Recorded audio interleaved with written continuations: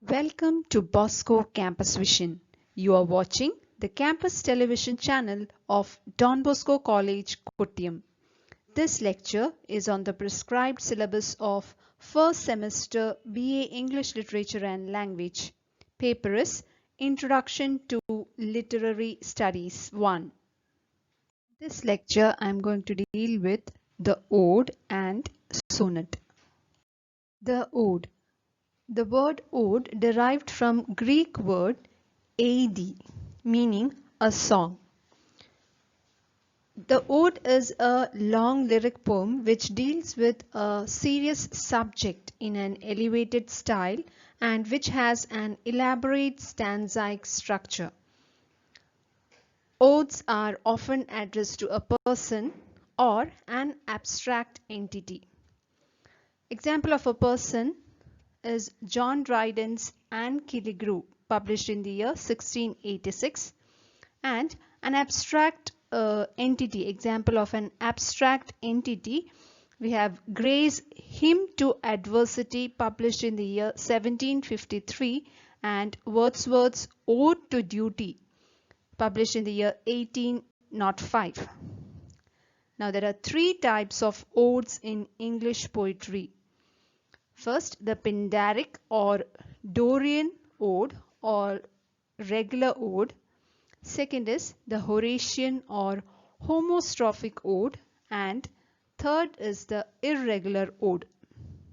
Now, let us talk about the Pindaric Ode. Pindaric odes are modeled upon the odes of the Greek poet Pindar, who belongs to the 5th century BC. Whose poems are written to praise the victors in the ancient Olympic Games. They were sung by the chorus and hence are also known as the choric ode.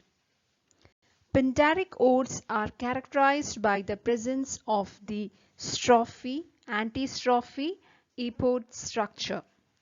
When performed by the chorus in ancient Greece, strophe was the part during the recitation of which the dancers move from right to left. Antistrophe, the one during which the dancers make a counter turn from the left to right. And during epode, the dancers stand still. This pattern is often repeated several times. In Pindaric odes, which unlike the ancient odes are not performed, the strophe and the antistrophe would have the same number of lines and would follow the same meter, with the epode being different in terms of both number of lines and meter. Now let's see some of the representative examples of the Pindaric ode in English. First is Thomas Gray's The Bard, published in the year 1768, and The Progress of Poesy, published in the year 1757. Second is Edmund Spenser's Epithalamion, published in the year 1595. Third is Collins's Ode to Evening, published in the year 1747. Fourth is P.B. Shelley's Ode to the West Wind, published in the year 1820. Next is John Keats' Ode to a Nightingale, published in the year 1819, and Ode to a Grecian Urn, published in the year 1829. Next is Francis Bacon's The Hounds of Heaven, published in the year 1893. Second type of ode is the Horatian Ode, which is also known as the Lesbian Ode. This derives from the odes of the Roman poet Horace, and they are more personal and reflective than the Pindaric Ode. It is also called the Homostrophic Ode because it follows the same stanza pattern throughout. Some of the examples are Andrew Marvell's Upon Cromwell's Return from Ireland, published in the year 1650, Ben Jonson's Ode to Himself,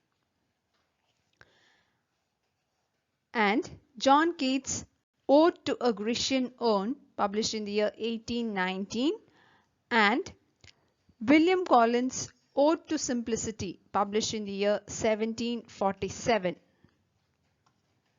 Third type of ode is the irregular ode. Irregular odes have stanzas where each stanza follows a different arrangement.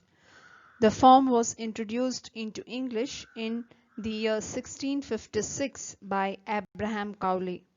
Cowley imitated the Pindaric ode in content and style but violated the rhyme scheme and stanzaic structure. Some of the examples are William Wordsworth's Ode to Intimations of Immortality, published in the year 1807. Then Alfred Lord Tennyson's Ode on the Death of the Duke of Wellington, published in the year 1852. Now let's talk about sonnet. The word sonnet is derived from the Italian word sonetto, meaning little song. A sonnet is a short lyric poem consisting of 14 lines, usually written in iambic pentameter. It is believed to have originated in Italy in the 12th century. The form was introduced into England by Thomas Yatt. There are mainly two types of sonnets, the Italian or Petrarchan sonnet and the English or Shakespearean sonnet. Type of sonnet is the Italian or Petrarchan sonnet. The Italian or the Petrarchan sonnet is named after the famous Italian poet Petrarch, who is considered as responsible for popularizing it. It comprises of an octave and a sestet. The octave is first part, which is composed of two quatrains consisting of 8 lines rhyming ABBA, ABBA. A sestet follows the octave.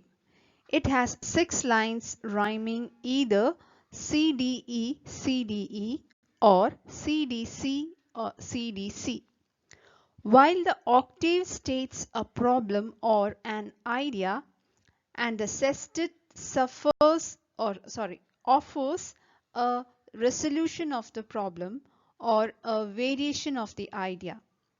In other words, the octave represents the flow of thought and the sestet represents the ebb, that is to fall away or decline. Yes, after the octave there is a pause indicated by punctuation or space. This pause is called caesura, and the sudden shift in thought after caesura is called volta. The sonnets written by Petrarch himself are addressed to his unattainable lover Laura. The Petrarchan form was used by such poets as Milton, Wordsworth and D.J. Rossetti. Milton's On His Blindness follows the ABBA, ABBA, CDE, CDE Petrarchan rhyme scheme. Next type of sonnet is the English or Shakespearean sonnet.